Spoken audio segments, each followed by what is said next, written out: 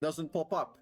You have to like see it on your OBS screen, alt tab, and accept the match, right? So this is one of the Riot guys, product and strategy. Like I'm guessing he's like higher up with the strategy, because he always seems to be tackling these theoretical concepts, which is very, very important in terms of like designing the game. And one of the things that he's talking about, like real problem, and we're aware of it, okay? So they're currently looking into exact solutions, how to fix a lot of dead time. So one of them, like potential solutions to the part of the problem, interesting in how appealing not these are. So he's considering these, right? So he named 3 potential options that are looking into. One of them would be the auto accept queue.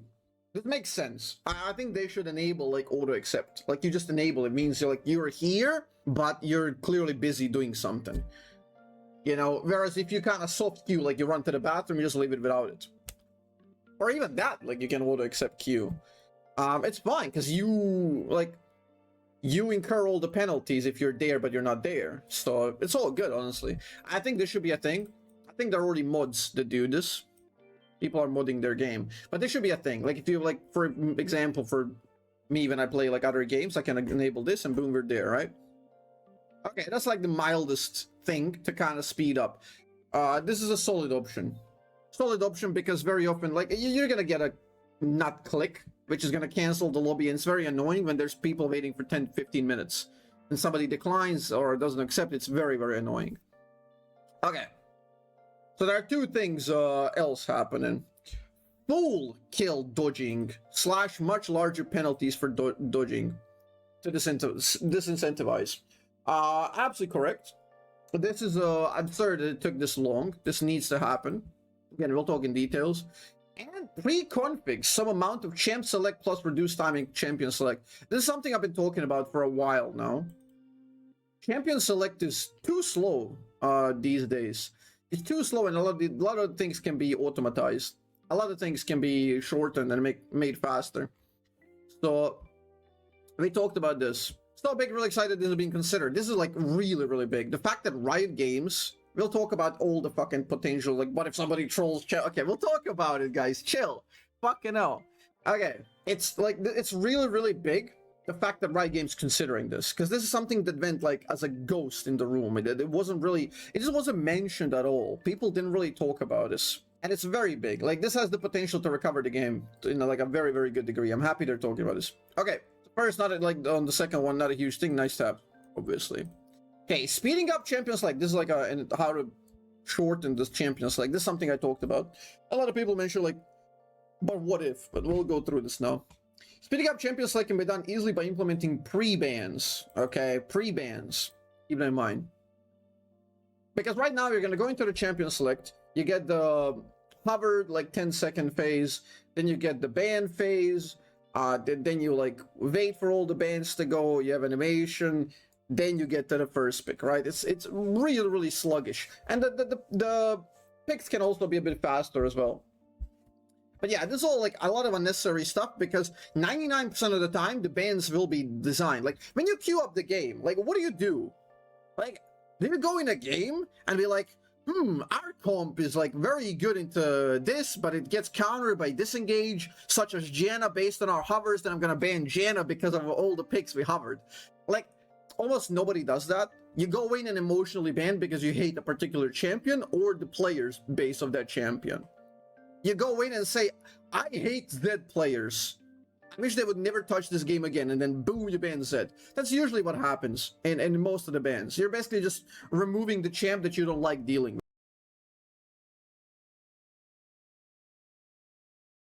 with. And that's fair enough, right? But you can automatize that, essentially. You don't need to be wasting time for all of that. So pre-ban is a very, very interesting idea. It's a very, very interesting idea, but like obviously there are certain hiccups that we can talk about it. So the way I imagine it working is it would go something like this. You choose 2 bans before you queue up. It's like you're here, you're on this screen, right?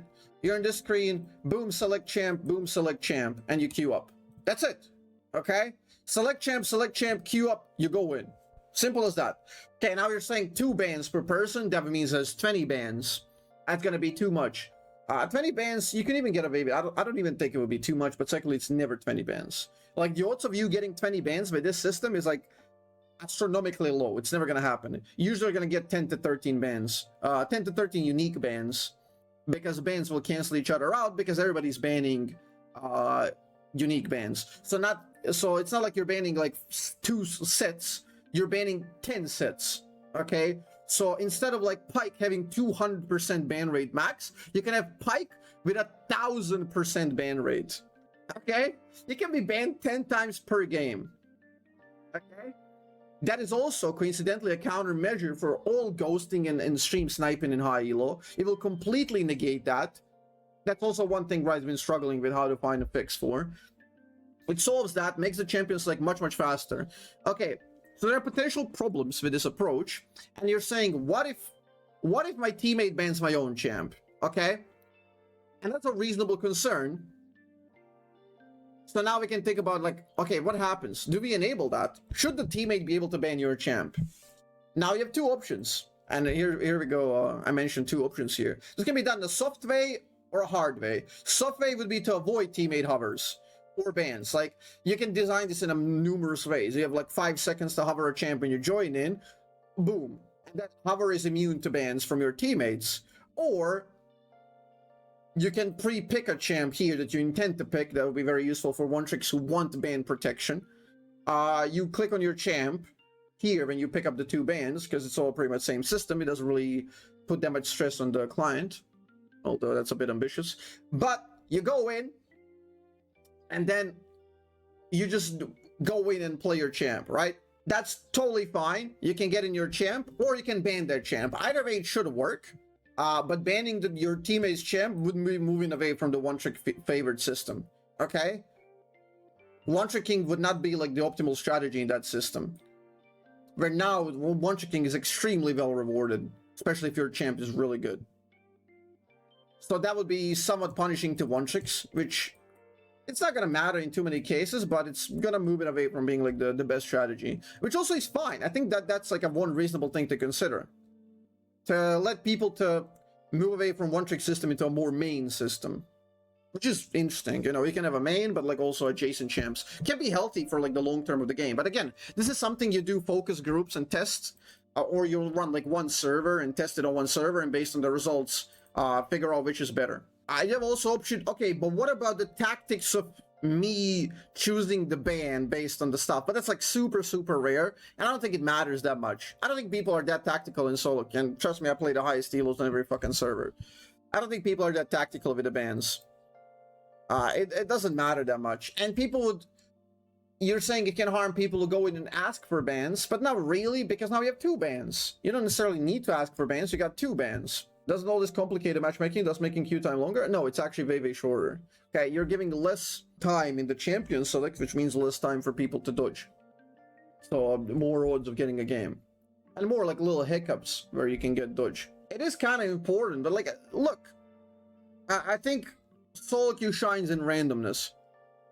People pick their champs, people ban their champs. You wanted a chaotic random environment where the best players are going to adapt the best and win the game. I think that's what makes the elo, that's what makes the elo true. That's what makes the skill true. The ability to convert any given scenario into a win. I think this adds a little bit more like dynamicism in the game, like higher chance of getting your champ banned, which means you get to like change your strategies more often. It will not really kill the key aspect of the draft, which is like step by step. What enemies pick, what you pick, you know? Because the bans like are inherently emotional. I think we made that argument. I think it's fairly correct.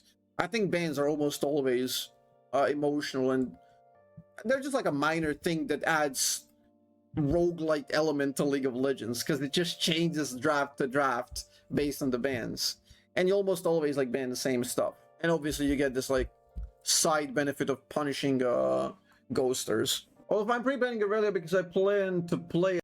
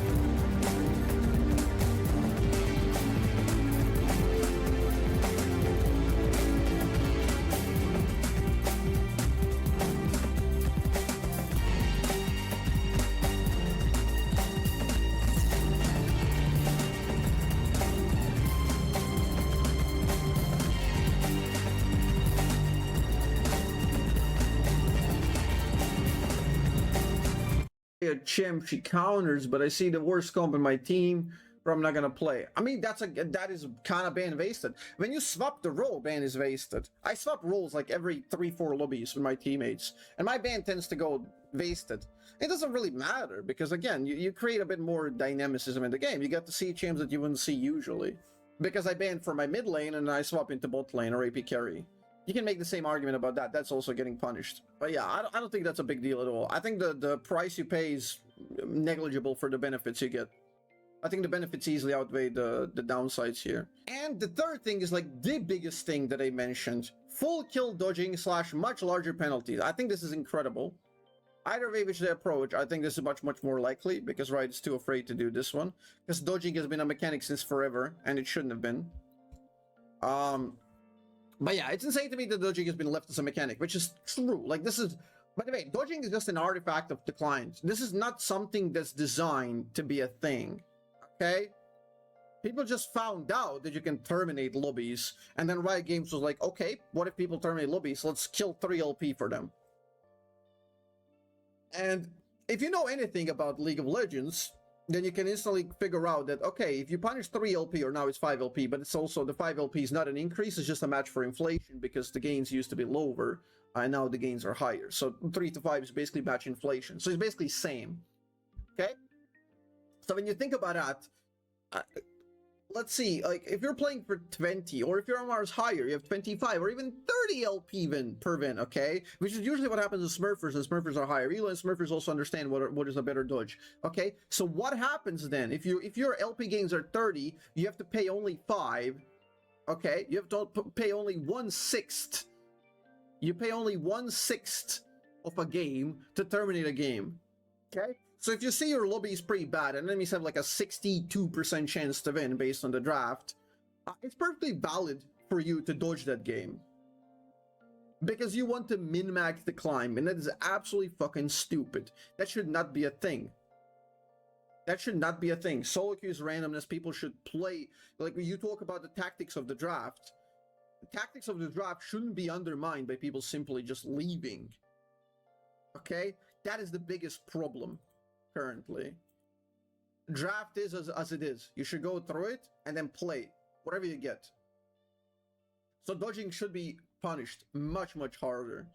Okay, now we can make it like 15 LP or 20 or 25 LP. Either way essentially kills all tactical dodging, because you just need to get to the point where the numbers don't matter, where the numbers don't make sense for the people min-maxing, right?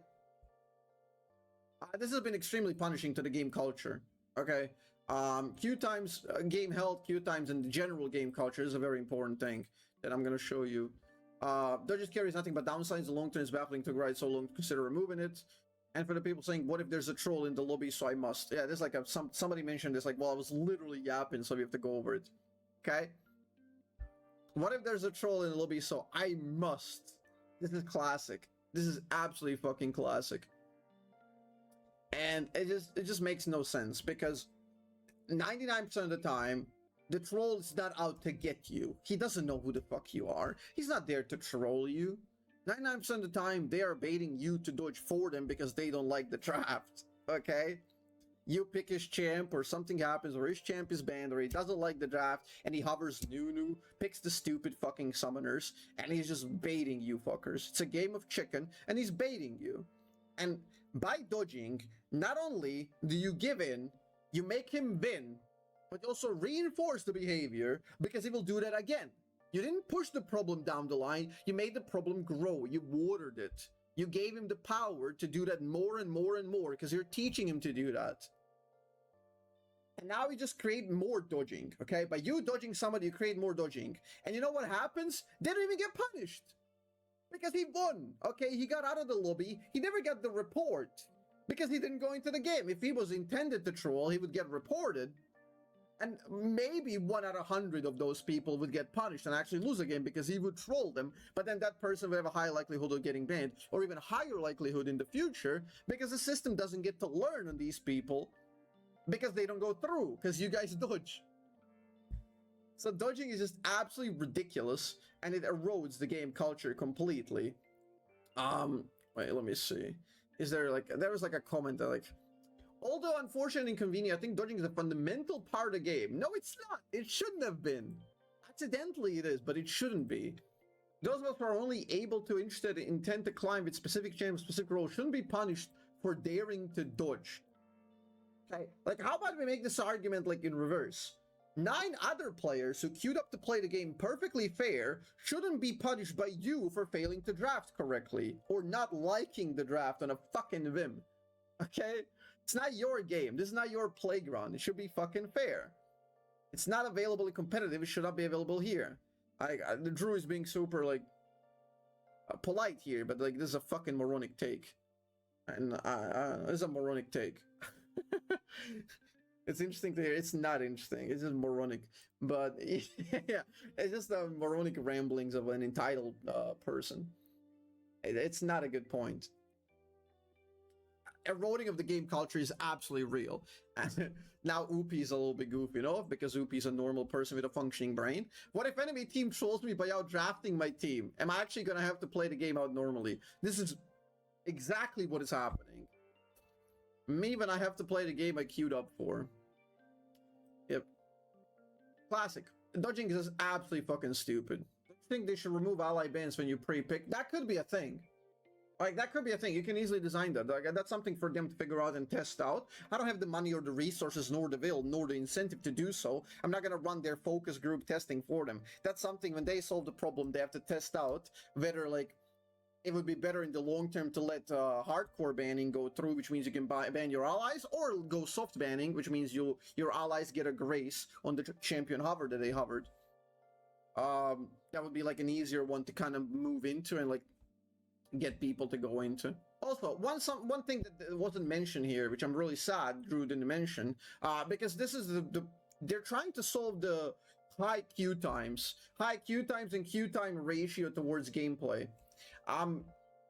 One thing they didn't mention to this is the fact that nobody plays Challenger. Nobody plays high elo. High elo queue times are extremely long because nobody plays it, because nobody wants to play it. There's no incentive to play it. Okay? You need to incentivize climbing in high elo. You need to give something to people who are really, really high elo. Okay? Like, my guess is that only you need like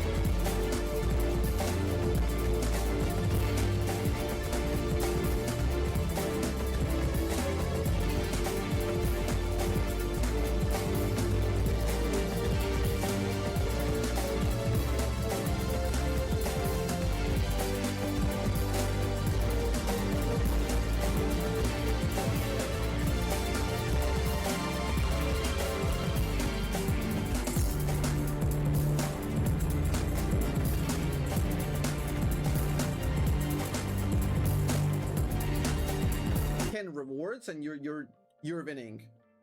Like, it's a massive win. So if you put that people who are top 10 will get a physical prize, they will get like a letter from Riot Games saying that congratulations, Summoner, you were top of the region at the end of that season, right?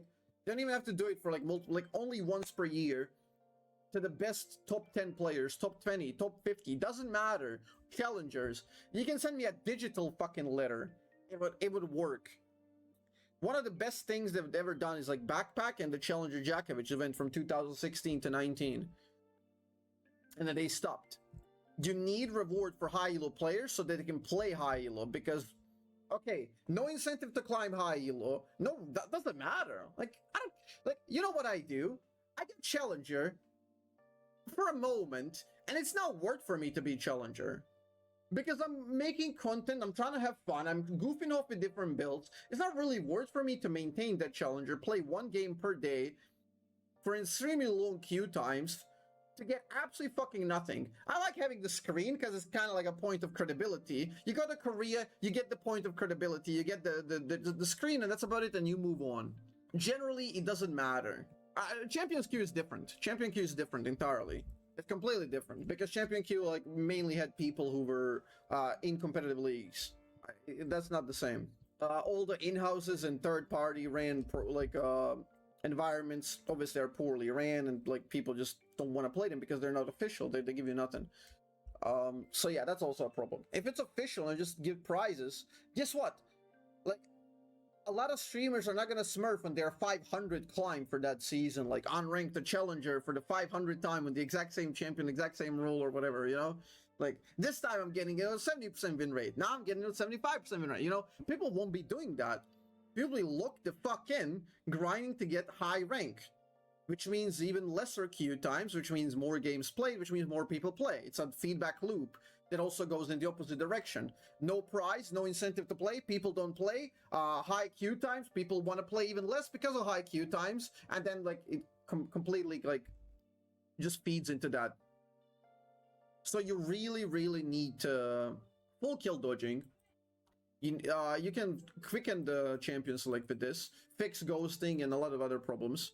Auto accept queue is good. You get so much faster queue times. You give prizes to the top of the ladder, even if it's just symbolic in a way of a letter that gives you like recognition. People will fight for that shit. People will love that shit. And I know I'm people. And yeah, like that will fix the queue times. Like that will lower the queue times like by 50%, by 100%, like, or by 50%. Like, okay, so how do you kill the dodging? Let's talk about like couple of ways of killing dodging. Now, the first thing people are thinking about, like, okay, but what if the client is shitty, which is obviously true. What if my power goes out? What if my PC goes out? Now, I think, let me see. Dodge lol tracker. Dodge tracker. I'm a person who never dodges. And yet, if you look at here, I have dodged the game in my history, okay? And I lost 5 LP. Okay? I have never dodged in my life in League of Legends. Yet, if you look at it here, you're gonna find dodges, okay? This is what happens. You're gonna find dodges. Okay? You look at this. I play a lot. I stream a lot. This is my job. And you're gonna find some dodges on all-time period, okay? You're gonna find, like, what is this? Like, 9 dodges in the last 2 years or so. Okay? So you know I've dodged. You know I've dodged. And everyone's got these. So how do you stop this? How do you stop the problems with the client, the power outage, the connection outage? I live in Bosnia. I know problems more than anyone, okay? The first time I hit Diamond 1 in like pre-season 3, I was playing on like 20 fucking FPS.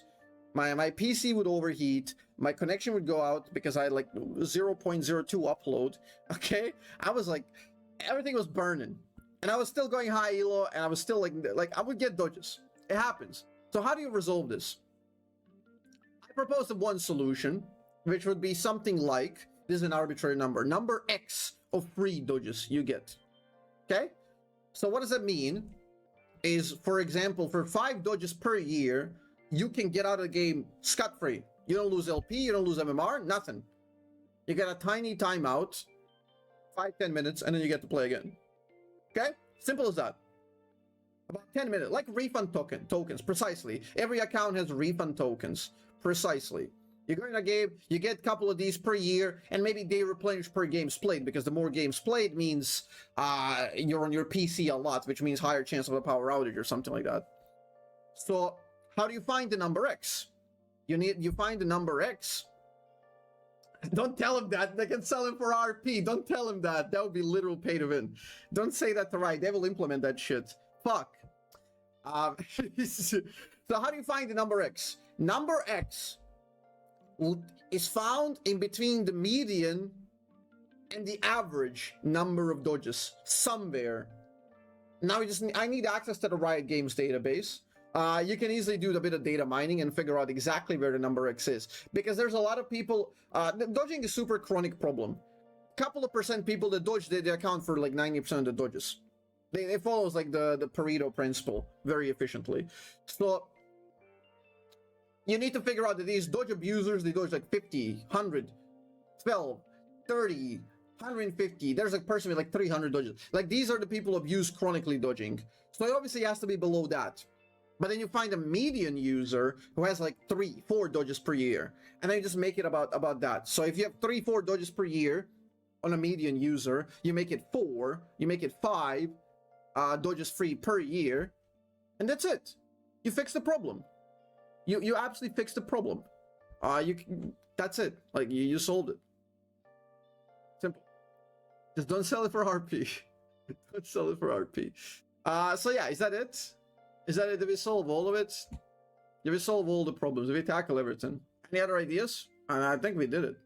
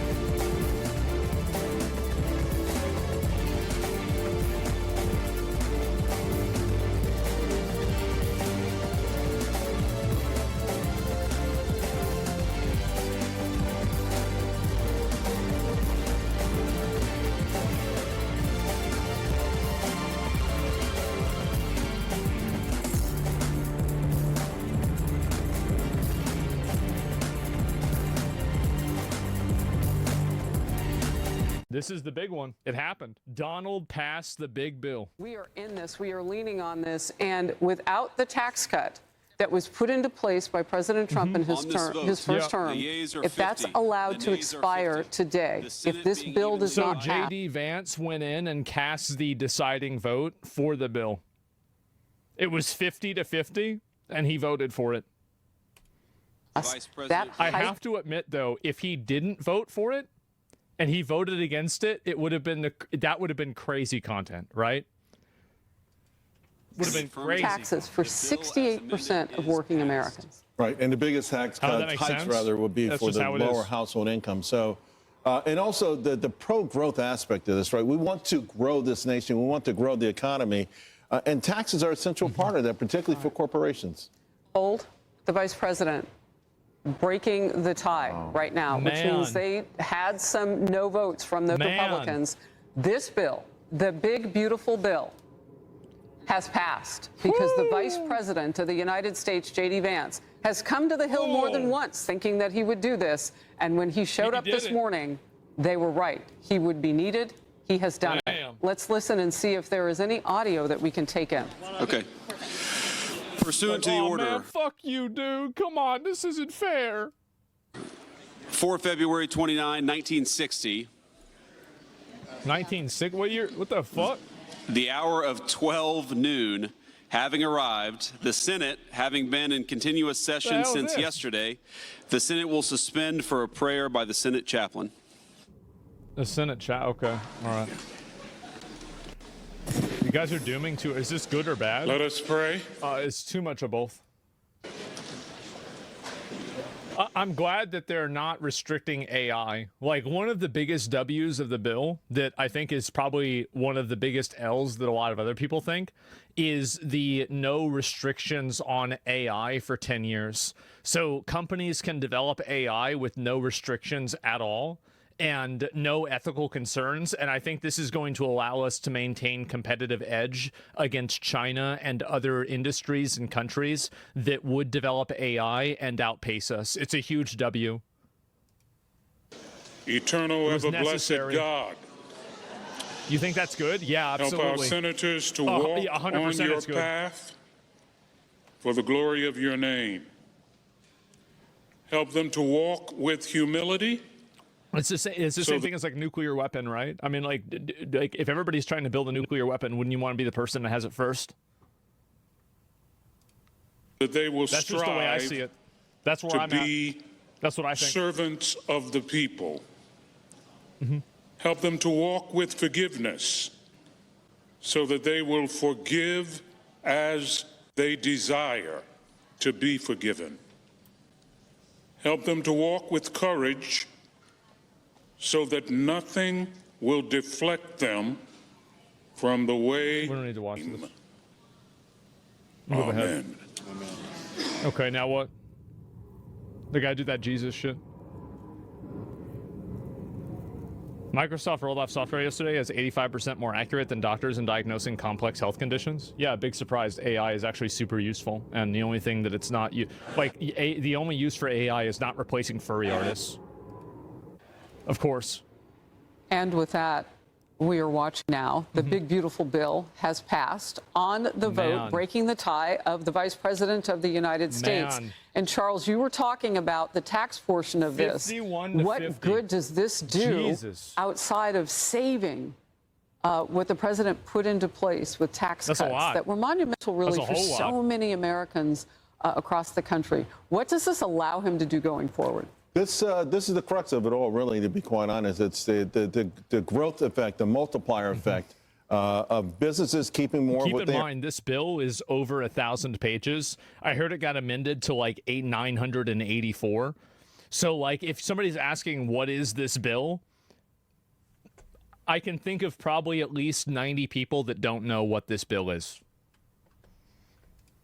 And being able to invest that into future products and being able to invest that into employees. Nobody knows. It's a loot box. That's what the foundation of the economy is. And Listen, obviously, it's one thing when you say things on the campaign trail and when you hope for things on the campaign trail. As we can see, this thing is very contentious. Just your conversation with Chip Roy shows that when it gets back to the House, there's going to be some more, fisticuffs or another Donnybrook, so to speak. But, President Trump put out a post yesterday talking about the growth aspect of this. And I think that's what he's focused on more than anything else. Make the pie bigger. Make the economic pie huge so that everyone can get a chance at an opportunity. Because it's one thing to save taxes as a lower income home. It's another thing to have have more prosperity, to grow your job, to grow your business, to have a business, to start a business. And I think that's what the president is aiming for. Look, what you were talking about, and I want to get into it, Kennedy. Shouldn't be able to cram so much shit into a bill. No, I agree with you. I think it's a huge problem. I do. I think it's a massive, massive game mechanic mistake. At the very end of the Faulkner Focus, Representative Chip Roy and I were watching the lead up, the last few seconds of that final vote, and he said that the cuts that were put in place to make this deal, there are Republicans who, and I would assume he includes himself, are not happy about, and he's hoping that some of that, as Charles has just told us, can be, kind of put back in, I guess, by the House. But the cut down on Green New Deal, and they cut some of that out to make a deal today. The giveaways, this is Chip Roy, representative from Texas, talking. The giveaways furthering the Medicaid scam of, this idea that they're not just trying to get out fraud, but they want to just give money away, for Senator Murkowski of Alaska to vote yes for this. What are your thoughts on it? So every bill adds in a lot of additional junk to go through them. It's not a new thing. Yeah, that's the problem. Yeah, that's the entire issue right there. Yeah, that you got it. Yeah. A lot of that was offsets from Obamacare. So that was expanding Medicaid for states like Alaska, instead of really reforming the system. And it is, the way they're doing it, it's still a Band-Aid. It's still a stopgap. And I think they really have to focus more of their attention on these meaningful reforms going forward, because that shouldn't be the thing that kills this bill. That shouldn't be the thing that kills tax cuts. If you don't want one thing to be the thing that kills the bill, then maybe you should look at having a bill that has like 50 different provisions for 100 different things in it. Like maybe just at a very core level, this is a flawed concept. And I think this is the crux of the, I think, breakdown, because like Elon Musk is mad at Donald Trump again, and this is like it's on again.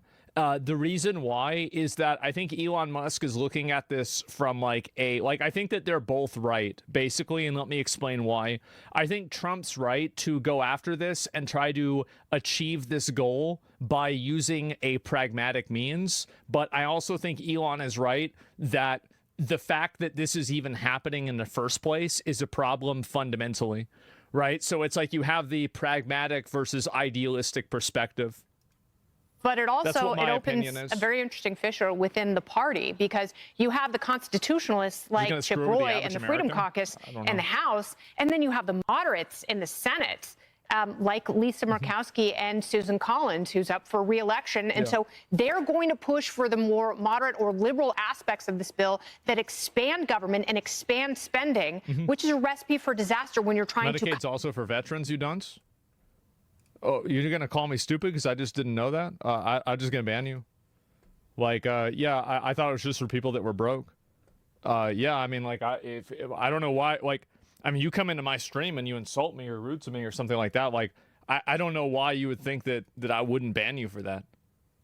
Why would I allow you? You just a name, right? Why would I let somebody disrespect me or be rude to me? Cut taxes. If you're going to grow the economy, as Charles says, you also have to cut spending. And that's the issue that people like Rand Paul have with the bill. Kennedy, do you think that it really came as close enough as Chip Roy, representative from Texas, was laying out, that if they would promise to give Lisa Murkowski the money that she wanted, I mean, could Democrats have tanked this in any way? I'm just... There's no way they could have. I'm baffled because we're at a tie, so clearly it was close. They didn't need Democrats to tank this. They did. The Republicans did it all on their own because they thought the more comfortable margin would be in the Senate. Because, mathematically, in terms of the ratio of Republican votes, you have more of them in the Senate, and they lost 3 of them. So it's even tighter in the House. So how do you go back with this to the House and come up with a compromise? Because, you know, these are some pretty big issues. This is still a pretty big gulf that they have to tightrope in order to pass this bill and have it signed. Well, and the other reason, Jerry, that they thought it might do better or easier, might be an easier road in the Senate, was because the Senate had promised all the spending cuts and all those things. But much of that, not much, but some of that got shaved to the point where Congressman Roy is talking about maybe they're not all comfortable with it, the way it's cut down now. Yeah, that's right. So now it has to go back to the House. The House has to vote, obviously. And the question is, how does that... If this bill gets passed, it's going to be massive for Trump. I do think so. Because, like, I think Trump has had a lot of really, really big wins, especially recently. And if this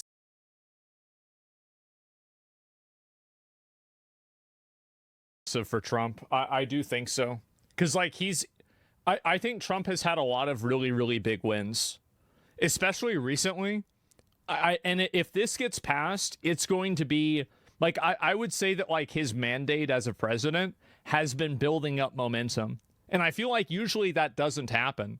Usually after a president takes over, their approval and support decreases. And I would say that Trump's has only increased, especially recently. Happen? Does it happen? I think there's a very good chance that it happens, obviously.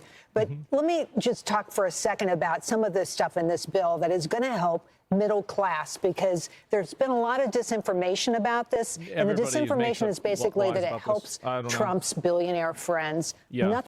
Hello, everyone. My name is Alex, and for many years right now, there's been a debate over the leak community about whether losers queue or winners queue actually exist.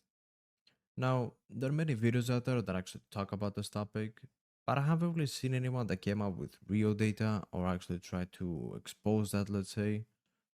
So that's what basically we're gonna do. Now, before we continue, I just want to say two things. I've stopped playing League on the tryhard level back in 2022, that's season 12. And back then I was 400 LP peak while playing the ADC role. Now, as far as the plan goes, I basically created two separate accounts. Both level 30, no MMR, no ranked history. And my main goal was to try and play a lot more different on both of these accounts, to see how the ranked algorithm will react. Now on the first account, I tried to play as good as I could, like full tryhard mode. But on the second account, I had an idea. So, we all know that Riot captures some data from you while you're playing a ranked match, meaning your kitty. Nothing could be further from the truth. Remember, no tax on tips, lower taxes on Social Security, car loans on American cars, those will be deductible. So you're seeing a lot of things in here for regular Americans, going to help regular Americans, and nothing will help them more than Donald Trump's original tax cuts, right? They really help the middle class. It helps the lower class. So this is... I just, like, my take on this whole thing is that I actually kind of agree more with Elon that this is a very flawed system, and this system needs to be, it needs to be reimagined. It doesn't make sense, and it's not logical that we have so many completely unrelated things that are included in the same policy decision. And I don't think that ultimately it serves the American people's best interests that AI regulations are being included inside of Medicaid funding. I think these are, like, you know, again, it's like going to McDonald's, and if you get a Happy Meal, you also get a like a stuffed animal. I guess actually, well, that one makes sense. You get a free sofa with it, and if you get an upsized drink, you can also get a you know, a box of nails. Like, it's just very unrelated. And so, do you want this bill to pass? I don't really care whether it passes or not. That's really what my opinion is. I think there's just been so much conflicting information about it that I don't want to give, like, I never read this bill. I'm one of the people that didn't read it. Why would I read it? Like, I mean, if the people that are voting on it aren't reading it, why the fuck would I? And so I don't know whether it's a good idea or not. I mean, there's certain things that I've read in it that I think are good. Other things, not so much. It's really just that simple. You should? Why? I can't control the outcome for this at all. And so that's it. Yeah, I like it and I hate parts. Yeah, exactly. And I think that we can all pretty much agree that regardless of where you stand, something in this bill you will probably assume is problematic and bad. And I think that, again, the fundamental system of voting on these things as these massive blocks is just a bad system fundamentally. I can understand why Trump approaches it that way because it's easier to do certain things and, you know, like it's more politically effective or efficient. But at the same time, is this in the best interest of the American people in the long term? I think the answer to that is absolutely not. All good news. Not the bill itself, but the system in which bills like this become passed. To say that the CBO has been no help here. Because the CBO says that there's going to be $3.3 trillion more in deficits over the next 10 years because of this bill. They've got it wrong, and they've got it wrong for exactly the reasons we've been talking about. You brought this up earlier, that the economy is going to grow under this bill, right? It's going to get bigger. That's going to spend off more tax revenue and make our country wealthier. Well, just real quick to that point, the CBO on the original tax cut bill said it would add cut 1.5 trillion, and instead it added 1.5 trillion. It would add 1.5 trillion. This is the problem. Is like the media. This is. I don't think people understand how bad this problem is. That you just have such blatant and such just flat out false information. People just say shit that isn't even true. Straight up. Yeah, that was it. It cut 1.5 trillion out. So in other words, they were a million times wrong. You know, $3 trillion off. So it's really awful with the CBO. Of course, they don't add tariff. My uncle depends on EBT and SNAP for food. They're going to cut his benefits because of this and take away some of his Social Security benefits. I don't even know if that's true because I have one group of people saying we're not cutting Social Security. The other group saying that they are. I don't know what's true, what's not. It's crazy to me that this is even a conversation. It is. It's nuts. Nobody's Social Security is getting touched. Yeah, and I heard that I've even heard that they're making it to where you don't even have to pay taxes on Social Security anymore. So it's just like a whole lot of other things. Like, what's real? I don't even know. But a lot of these folks in D.C., really seem beholden to it, and it's easy to game. So that always boggles my mind. I feel like it's more for public consumption than it is for actually being in a realistic world. Yeah, Emily, presidents want that deliverable. They want that initial vision. The president got it already this morning. He's talked all in deep about the numbers, the 2,700 gang members that have been picked up in short order by his administration, illegal gang members, suspected gang members who were here as illegal aliens. So he's having a deliverable there. This conceivably could lead us to another one. That's right. I spoke with border czar Tom Homan yesterday, interviewing him on Fox Across America when I subbed in for Jimmy.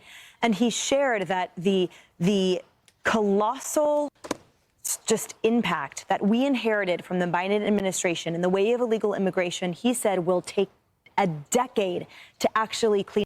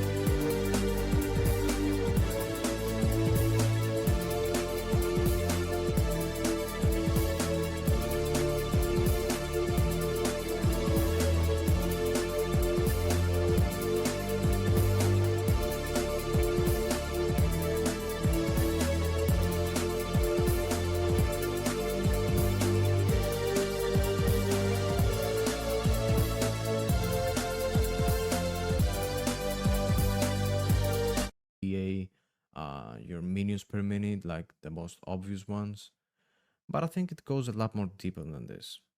So in my belief, I think it captures data such as your objective contribution, meaning how much damage you've done to turrets, to barons, to drakes, to heralds and stuff like that, how many plates you've gotten.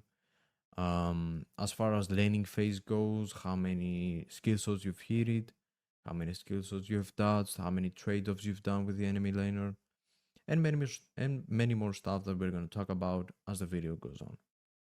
Now, I've actually played 25 games on both of these accounts, and I've made a spreadsheet with some of the results that I've gotten that I want to show you. So let's go and check it out. Okay, so we have the spreadsheet right here with both of the accounts and its games. The account that I actually try harder, let's call it Smurf account. And the second account, let's call it average. So let's talk a bit more about the average account and what my main goal was. So my main goal is to actually try and trick Riot into thinking that I'm a bad player. Meaning, I will always try to keep my CS as low as possible, even below the enemy laner. Let's say, for example, my jungler goes to do Drake and he can solo kill him, so I wasn't gonna go help him. Like, that shows that I'm not really much of a team player. If the lane was open, I wasn't really gonna go push it and try to take some plates.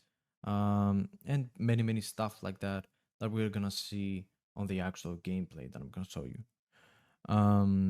But the general idea is that, yeah, I was doing all of these things, but I wasn't really running it down. Like, I always try to keep my KDA 1 kill less than the deaths. So, and on the actual outcome of the game, like on some team fights and stuff, I always try to be a really supportive player, but intentionally without trying to take the kills. I always left them to maybe my support or to whoever I had around me. So let's actually go and see the results. You can see right here, besides every game, I've put some titles. The title meanings are on the 50-50. The ally team and enemy team were equally good despite winning or losing. Easy win. Game was completely one-sided. We had a strong ally team. Hard loss, same thing, but strong enemy team. And on the average account, we had 5 50-50 games, which we lost 4 out of 5. And that's because I was like the weak link, okay? So we had 15 easy wins and 5 hard losses. Now, of course, I'm gonna show you these games and its actual gameplay of some of those. And let's see the Smurf account. So the Smurf account, we had, I actually added one more variable in this account, and I've called it carry, which means bad team but managed to carry and win. And if I would have played average, it would have been completely lost. I think that makes sense. So on this account, we had 1 50-50 game, which we actually won. We had 9 easy wins, 6 hard losses, and 9 carry games. Now, the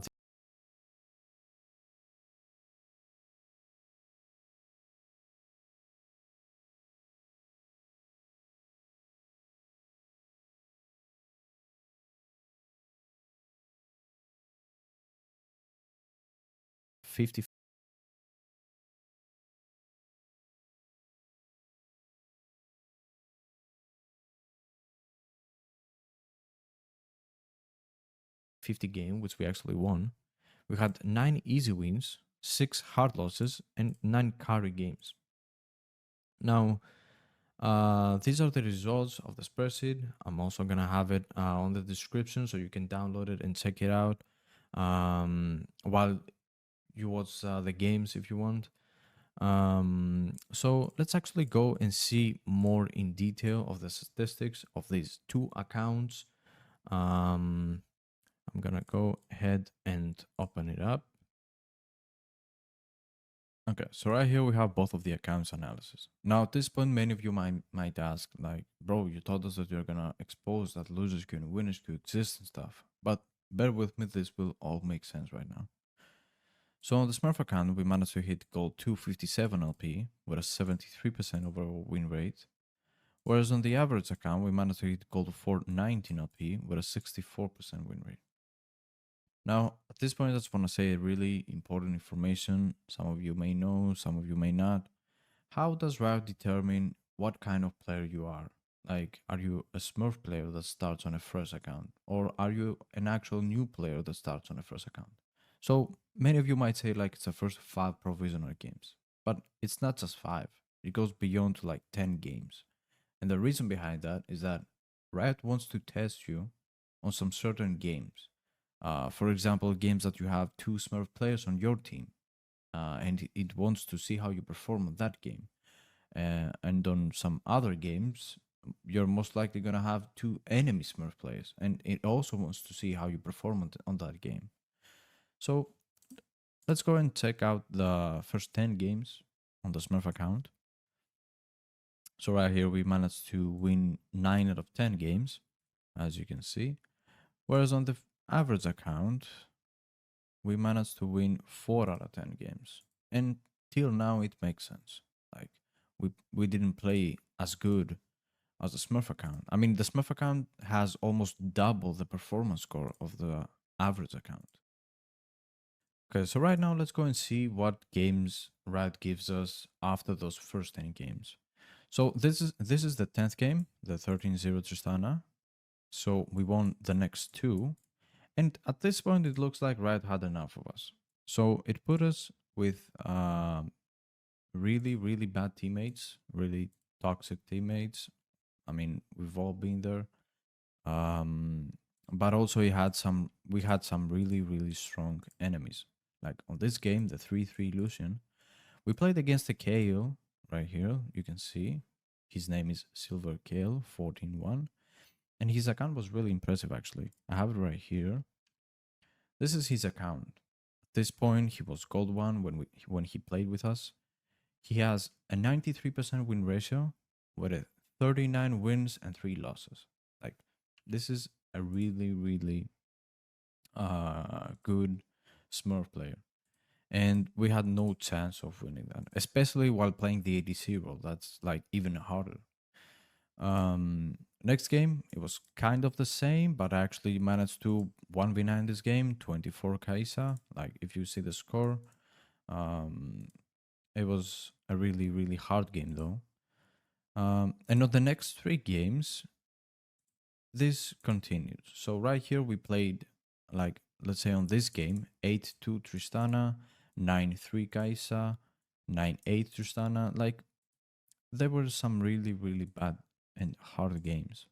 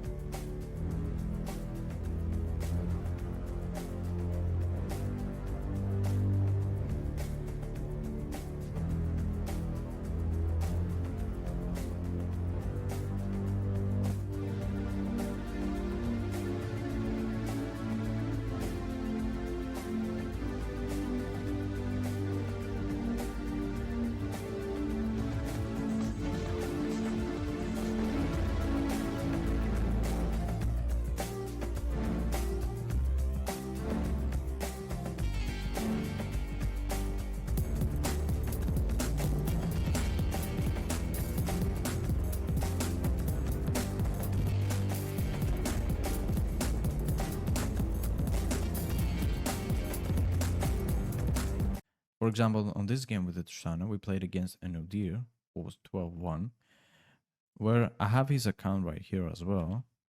It's this account that we played against. This guy has also 93% win ratio, and he just completely solo carried the game. So the general idea behind that is that once Riot sees that you're a really good Smurf player, it will put you in a queue where you're gonna have really hard games that you're gonna have to 1v9 to win those games. And especially as an ADC role myself, it's really hard. Now the next games, they were okay. We managed to win those, but still you can see that our score is so much higher than our teammates' average, like even on this one. And that's because Riot forces us to lose those games. But we managed to win those.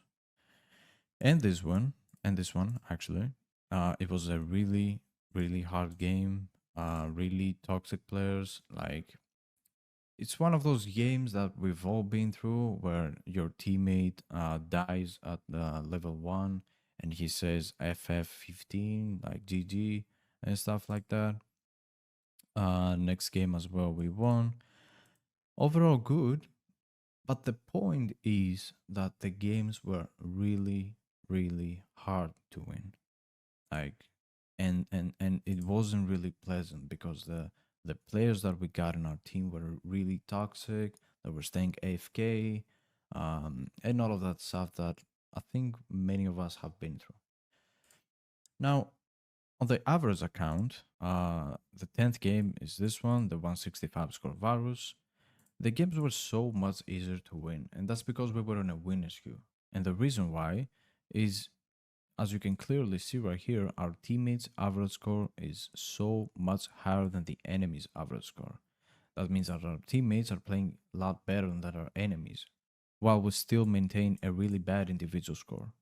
And it's not only that, like, our teammates were so much friendlier. Something bad would go in the game and they would just make a laugh out of it. Like, they wouldn't really be toxic to you or to each other.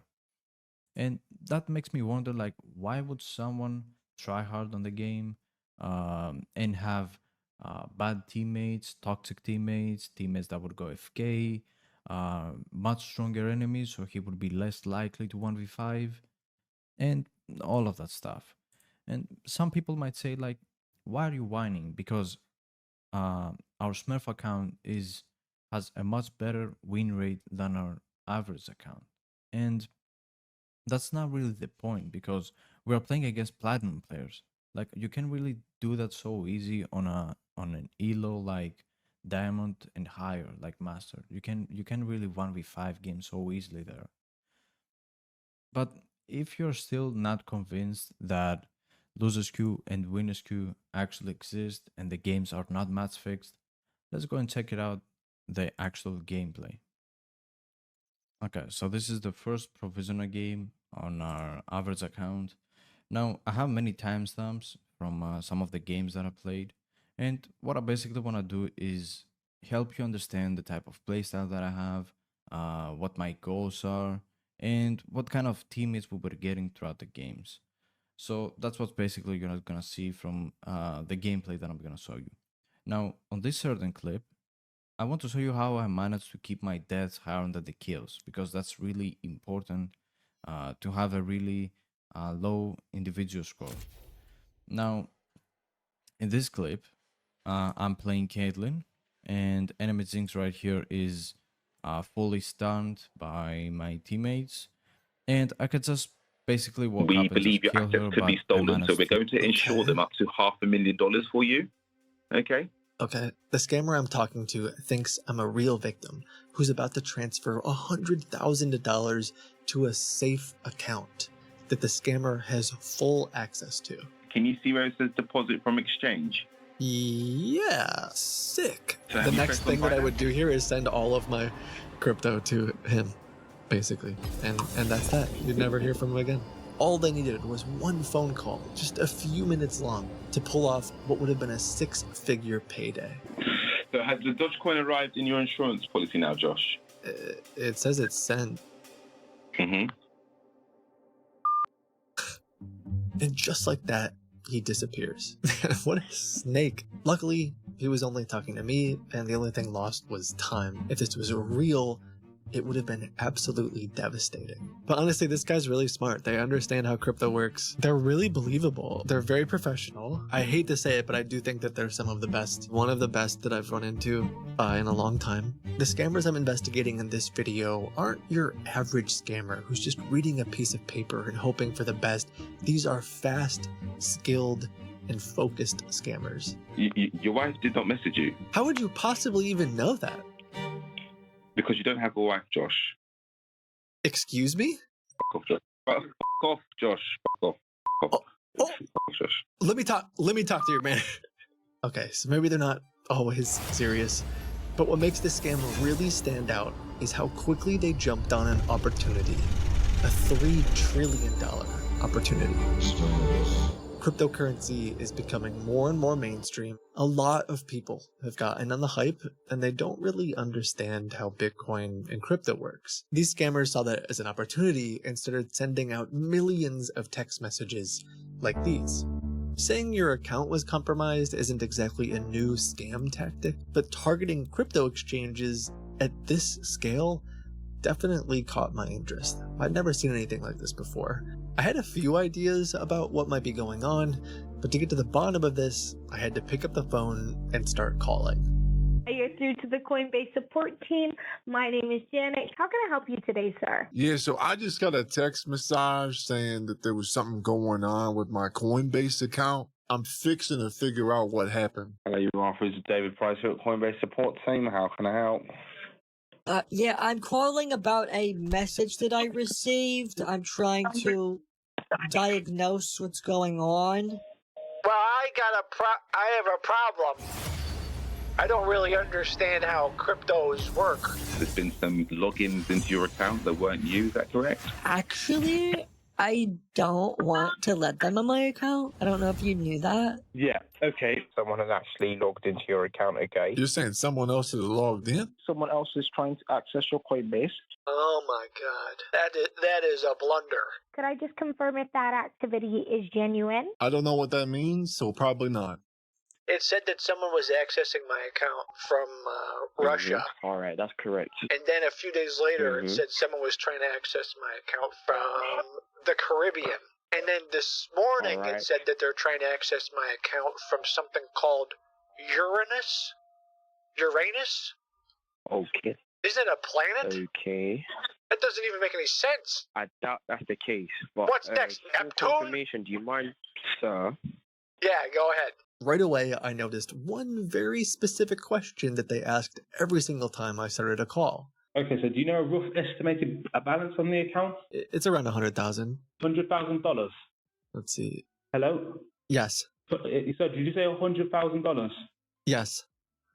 Can you confirm the total assets you hold inside the account?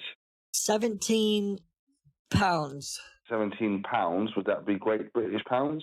No, I'm kidding. It's $17. What can you visualize in regards to the account balance at the moment? The closest euro I'm getting, I'm visualizing my assets. Yeah. Let me describe it. It's vividly because I see it. So it says it's got the. What is the current total balance? Maybe $1 or $2. Maybe $1 or $2. Okay. But I'm really concerned. I'm frightened about my account. How do we secure that? Now that they've confirmed how much money you have and whether or not you're worth their time, they want to scare you. They want to make you worried that without their help, your money is as good as gone. Have you connected to any public Wi-Fi networks? Yeah, I was telling you about, like, not recently, but I used to do the Wendy's ball pits.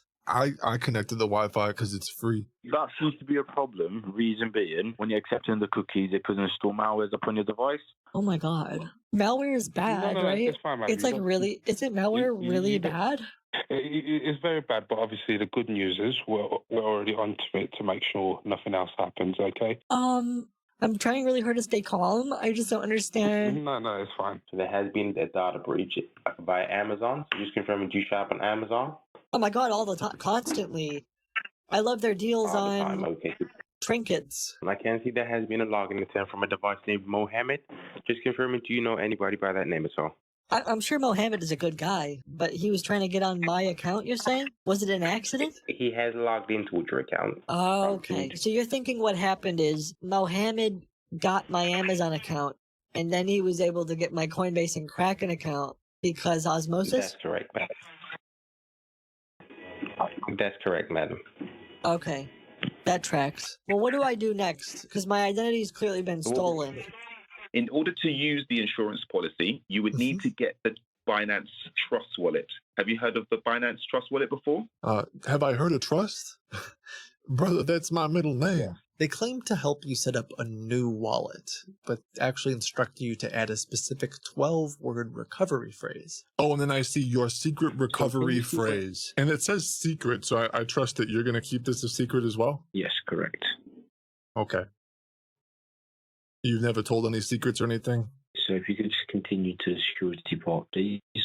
This phrase is like a key. It gives anyone who knows it full access to the wallet. Okay, so here's what I understand so far. Because he knows the same phrases, he could also get on the wallet. So my guess is he's going to have me send all of my money to that wallet, and then he's going to recover the same wallet with that phrase and then take all of the money out of it and steal it. Does this make sense? So that phrase is very, like, that is the keys to the kingdom here. Okay, I'm going to read you the words. Are you ready? Yes. So the first word is view. Okay, Y-O-U. No, view, like the sea view. Oh, ooh, like uwu? Like U-W? Ooh? No. Currents. Okay. Police. How do you spell beneath? No, police, like the police. Oh my the God. cops. Oh, Police. Cops. Cops. Police, not cops. Oh, my bad. Police. Okay. And then the next word is barrel, like the barrel of a gun. Okay. Next. Pair. P-A-I-R. Okay, so could you start by confirming to me the last four words? The last four would be Flint, F-L-I-N-T, Steel, S-T-E-E-L, and then get, G-E-T, and then wrecked, R-E-K-T. Okay, so that would be, the first word is absorb, and the second word would be lava, and the third word would be estate, and the fourth word would be and the sixth word would be your, and the seventh word would be mother, dirty, and the eighth word would be mother. Oh, yes. There it is, you scumbag. Got him. I better call him back. How can I help you?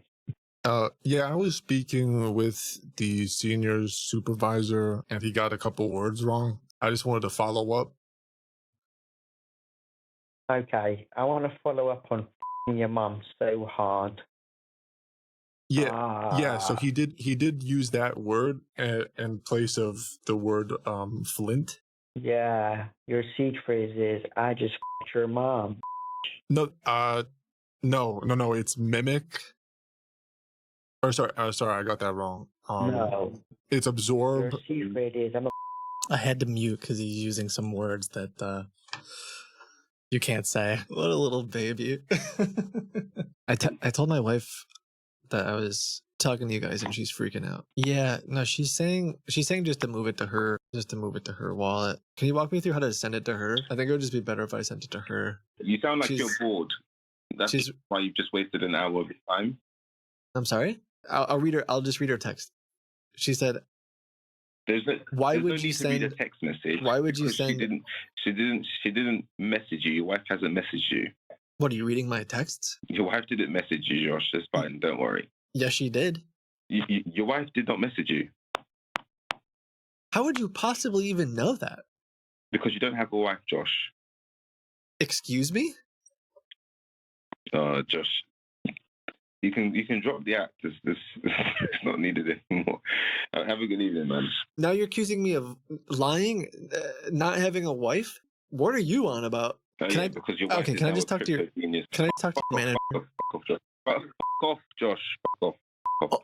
Josh. Let me talk to your manager. In 6 steps, which without me goofing around and trying to make it take a long time, could have been 10 minutes, these scammers would have stolen everything. The amount of money moving with this exact script is insane. And so in an attempt to slow them down and make them even more frustrated, I wanted to send in my bot army. All right, let's dispatch a couple robots. Hello, you're through to Coinbase support. How can I help? Can you please help me secure my account? I just got a text message from Coinbase. I'm calling because of some weird text. I mean, I got a smartphone, but... All right, Steven, I'll take it slow. A data breach? Oh, that doesn't sound... Can we start fresh and get back to the issues? Yeah, is there a reason why you sound a bit robotic, sir? Oh yeah, you're probably getting a bad signal or something. Alright, so not a problem. Before the bots, I want to thank Kraken for supporting me. Hi there, you're through to Samuel Anderson. I'm Senior Head Advisor at Kraken. How are you doing today? Love your platform, long-time user, first-time caller. And how long have you been at Kraken? I was telling the other guy, like, I'm a huge fan. You guys have been supporting me for a while now, honestly. I got one of your hats, actually, right here. Sorry? I feel like I should put it on. A Kraken cap? Yeah. I got a Kraken cap, did you say? From my side of the water, that's what we call it. We call it a cap. Okay, rather than a hat. Understood. Yeah. So I partnered with them 2 years ago to fight back against scammers, and it's allowed me to grow my team and build things like the bot army you're about to see. Yeah, did they give you one of the Williams Racing hats too? No, unfortunately not. Oh, bummer. Maybe soon. Their fraud team is excellent, and they have amazing resources about how to stay safe and truly understand the crypto world. If you go to kraken.com/kitboga, there's a ton of videos that some of them Nick, their chief security officer, the senior supervisor, the actual senior at Kraken and I did, talking about like crypto security, how to keep your funds safe. So if you're just getting into crypto or you want to stay up to date on the best security practices, I highly recommend you check out kraken.com/kitboga. Can you help me figure out what's going on? I'll tell you what I'll do. I'll go and stick my big you in a couple of hours, okay? Okay, I think we can skip the colorful language, Alex. I'm gonna stick to making a kid with your mom. Oh boy. I don't think they're very happy. I don't think they're very happy right now. We hooked up multiple state-of-the-art AI models together, running locally in my garage.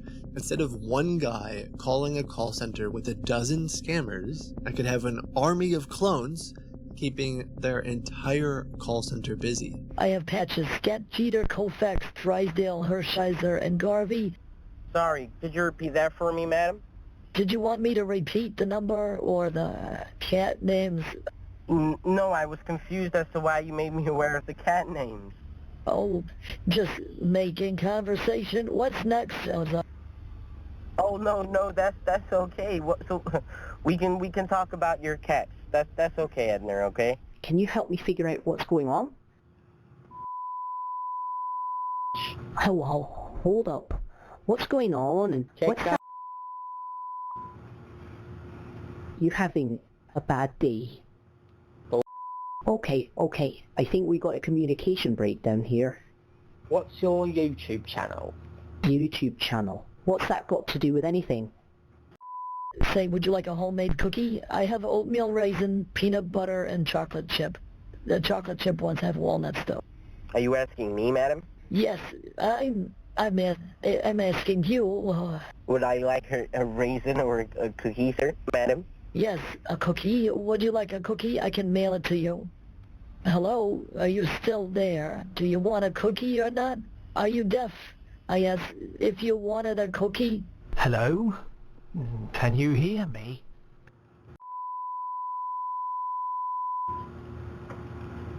Whoa, easy. I'm just trying to get some help here. I'm Abel, by the way. What's going on with your end? Buddy, can you hear me okay? Right.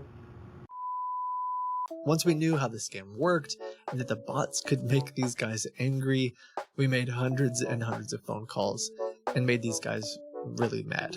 Collected a lot of information, tried to send it to the right places, and hopefully this will aid law enforcement in prosecuting these scammers. At the end of the day, I hope you guys had some fun and learned something about this scam too. Be careful what messages you trust. If someone's reaching out to you about a problem with your account, you really need to verify who you're speaking to. Imposter scams have been growing year over year over year. That's part of why my team and I built Seraph Secure. It's a free software that protects you from certain scams, especially the ones that want to gain access to your computer. Highly recommend you check that out. As always, know that you're valuable and that you matter. I'll see you in the next video. Bye. I think now is the time where we should cut to the chase and we should exchange information. So, what's your Instagram? Oh my god. So we're doing that kind of exchange? Yes, madam. So this is the central exchange I was talking about.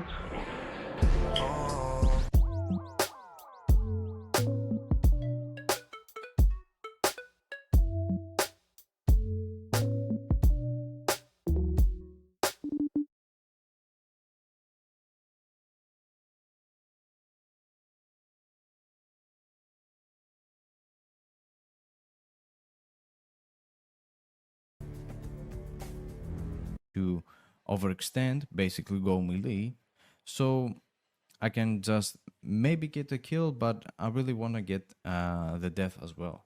So what do? I just overextend. We managed to get the kill, but also we died, so that's what basically we want. We don't want to go like 0-10. That's not the point of it. Haven't done it in any of my games, but we want to have like 3 or maybe 4 deaths more than the kills. Now, another clip right here. At this point, Jinx is really low on HP, Pantheon did an all-in. And at this point, I can just kill Jinx, but what do? I just flash in, I get the kill, but also the death, so that's what we really want. Another really important goal of ours is to try and keep our minions as low as possible, and especially lower than our enemy laner, always. So right here you can see I'm intentionally losing many minions, and at this point I have 46 minions and enemy ADC has 77 while we are at 13th minute. Okay, so this is the 9th game, and out of this team fight, what I want to show you is how I help my team to win team fights without increasing our damage output. So that's most of the times done by baiting. So in this team fight, for example, you can see that Mordekaiser right here flashes on me and ults me. So right here, my main goal is to try and avoid as many skill shots of his as possible. Like, I don't want to die right here, so I can bait as much as I can out of this team fight. So right here, I try to bait almost everything. We come out alive, and at this point we can get some more focus from the enemy team, so that's what we want. And as you can see, Lilia and Maokai as well tries to focus me. And we die, but the main point is that our team basically played an almost 3v5 team fight because we got so much focus out of this team fight. So this is the 14th game right here. Now, as we saw in the profile analysis, from 13th game to 25th game, on the average account, we lost only 2 games. Like, we were on an insane winners queue. And what I want to show you on these games is how my team plays and how enemies play. Because like every single game from 13th to 25th, except 2 games, they were just like this one, which is insane to me. Now, right here, Gwen, our top laner, look what they're doing. Like, Xin Zhao, our jungler, comes to help Gwen. They have like a really good communication. And enemy top laner right here just goes AFK for some reason. Like, I don't know. Maybe internet problems, who knows. Now another timestamp right here. You can see that since our jungler comes for a gank right here. And I just want to give the kills to my jungler. Like, I don't hit Kai'Sa at all. Now another timestamp right here.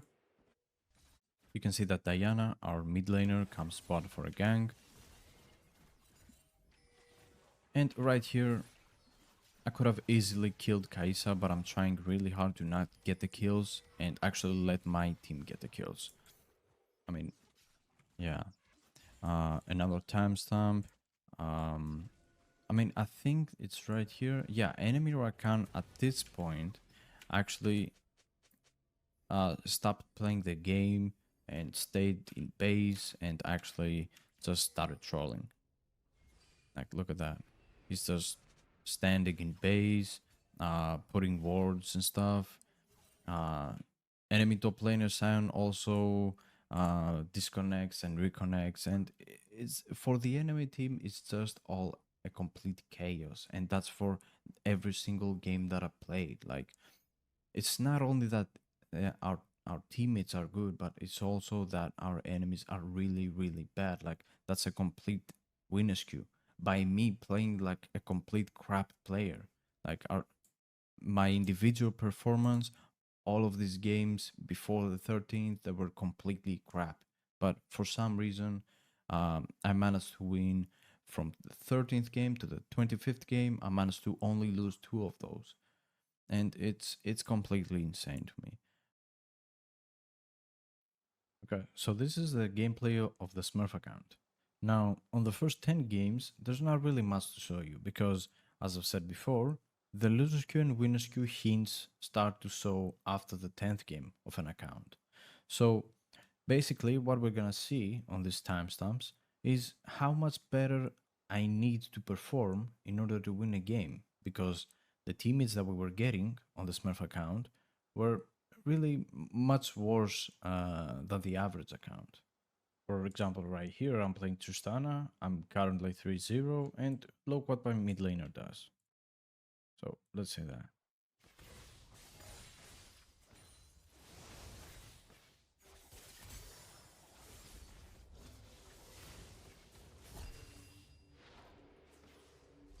Like, I'm terrified. Like, that's straight up running it down. Like, I wouldn't even do that on the average account. And right here, like, look what I need to do in order to win this game. Like, look at that.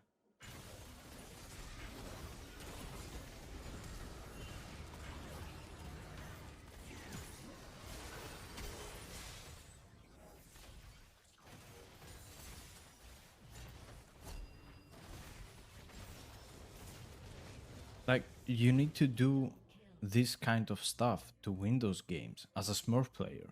Whereas on the average account, I was just chilling in my lane, losing minions, and winning games. Like, make fucking that make sense. Like, I don't know.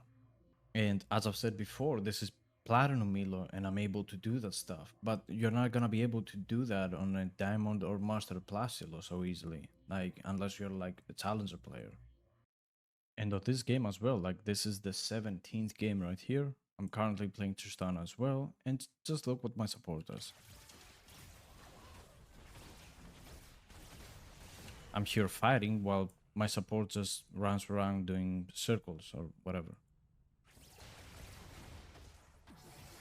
And she hasn't even landed a single aura attack out this fight. But that's not only it. Like, after this trade-off, look at what she does. I just push the wave and just do my recall. And my support somehow manages to get caught. Like, I don't know. And this is the kind of support I've been getting throughout the whole games that I've played. And on this game as well, like, this is the number 22 game that I played. I'm currently playing Caitlyn. I'm pretty much fed in this game. And my team was just running around trolling the whole game, otherwise it would have been a 15-minute game.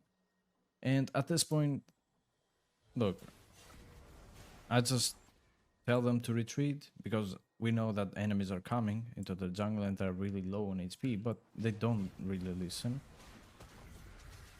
And they managed to get caught. And I was doing a recall right here, and after seeing this, I have to initiate into fighting as well. So this is how the fight goes.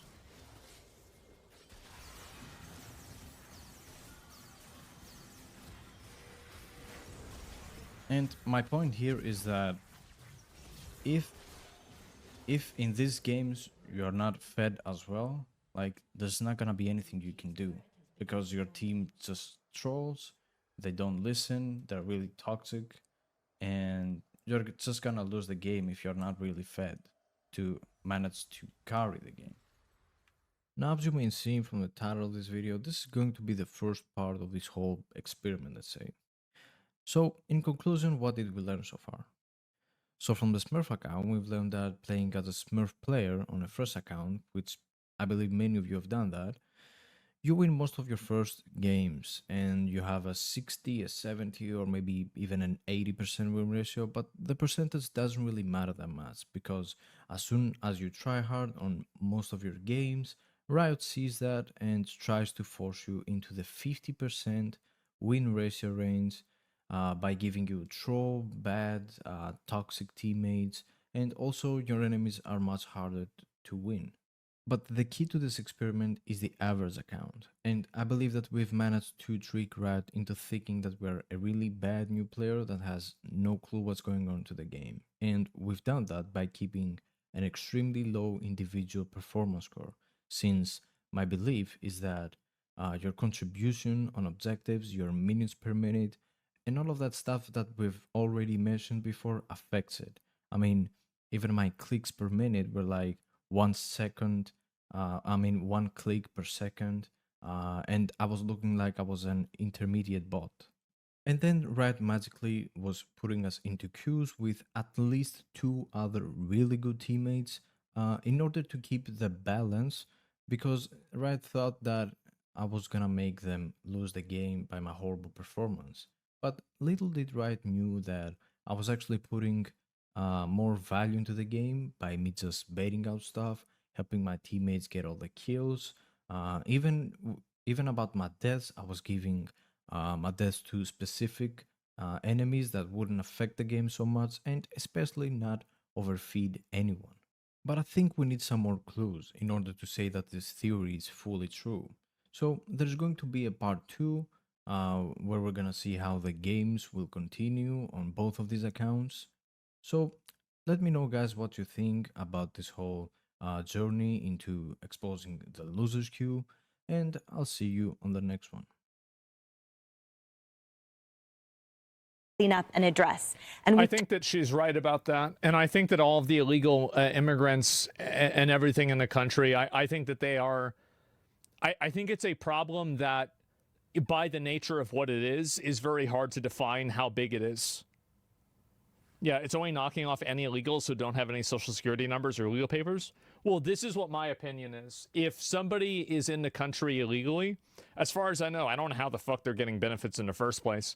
But if they are getting benefits in any way, shape, or form, then I think they should be completely cut. Like, literally down to 0. Instantaneously, and deported also instantaneously. That's it. Talked about the brave and efficacious work of ICE agents. They aren't. I don't think that they are either in a lot of cases. But like I'm saying, if they aren't, then I think that we're in agreement, right? Like, I think everybody can agree that, like, illegal immigrants shouldn't be getting our tax money. So, like, if we're in agreement, it shouldn't matter whether they are or not. The end result is that you should be on the same page thinking-wise, right? Just right now, but the reality is that we have to go internally and clean house. And so what this OB3 does in the way of resources for that and allocation is really paramount, because I think right now we've successfully obviously stopped the floodgates at the border, but the reality is that on the interior front, there's a lot that we don't know, and what we do know is that we need resources for that. And I also spoke with Congressman Rick Crawford from Arkansas, and he talked about the agricultural communities. He said those are the heart and soul of rural America. And when we talk about these tax cuts, I speak with everyone. What is the best for your constituents? What do your people need? It's all the same. That's the entire point, that the massive impact it would have had if this didn't pass or doesn't pass the House. Illegal immigrants get Medicaid through state funds, since not federal, since that's illegal. I think any state that's funding any illegal immigrants with Medicaid should be immediately defunded by the federal government. Period. If you are reallocating people's tax money to illegal aliens, I think that the federal government should pull every lever possible to completely disable your entire functionality. So California should be defunded. If it was up to me, I would do that. You're fighting ghosts, nobody's doing that? Good, okay, well then I guess I won't have to do it. Yeah, simple. I feel like if I'm fighting ghosts and nobody's actually doing this, then why would it be a problem if I'm saying that this is what should happen? It's pretty simple, right?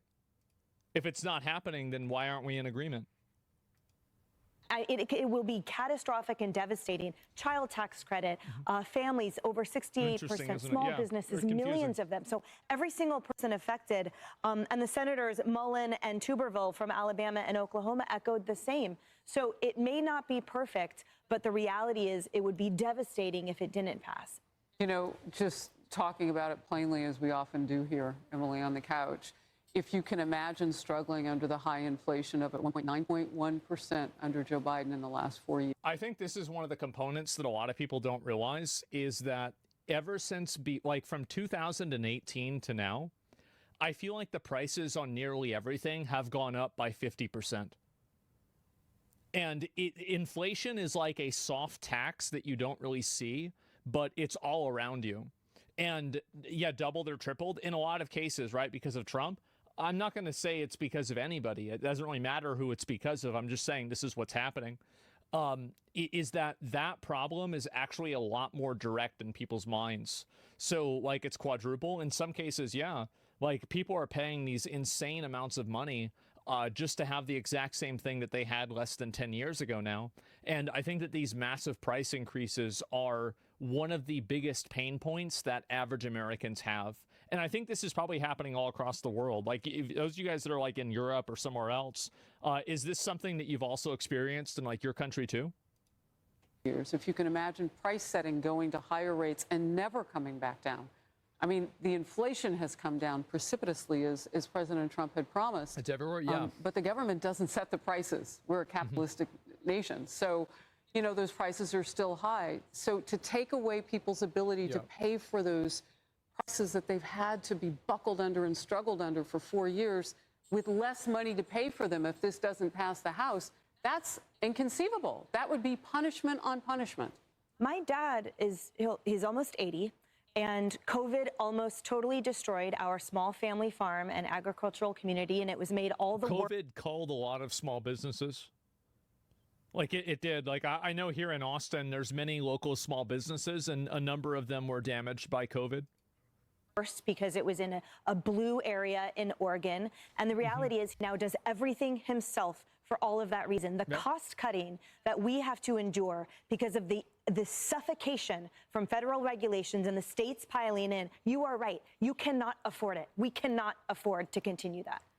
All right, we're covering I think what they need to do is they need to create incentives for these companies to make less profit and stop trying to exclusively maximize shareholder value in everything by completely extracting as much money out of citizens as possible.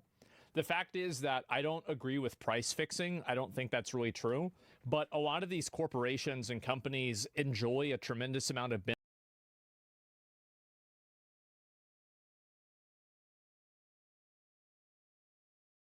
benefits and opportunities and different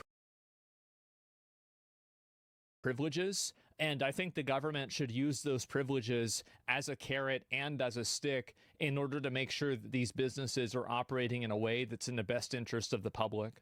Because I think if a business is not operating in the best interest of the public, why does it exist? It doesn't make sense to me.